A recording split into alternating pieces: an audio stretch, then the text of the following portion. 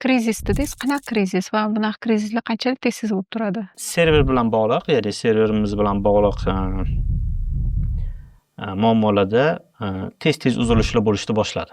Tez-tez uzilishlarni sababi bu o'sha ключlarga dostуп yo'q bo'lgani hisobiga o'shanda mijozlarni dasturga kirish imkoniyati yo'q bo'lib qoldi. Men aytganimdek, bizning mahsulotimiz bu, ya'ni og'riq qoldiruvchi mahsulot bo'lgani uchun bizni mijozlar uchun bu juda ham og'ir his qilinadi. Biz uchun ham og'ir his qilinadi bu narsa, lekin mijozlar uchun og'ir, chunki savdosi to'xtab qoladi. Savdosi hech narsa qilolmay o'tiradi ular. O'shanda qattiq norozichilik yoki bo'lmasam yetarli darajada pressure ko'rdi kompaniya. O'sha paytda biza vaziyat yomon, mijozlar nuqtai nazaridan, biznes nuqtai nazaridan yomon.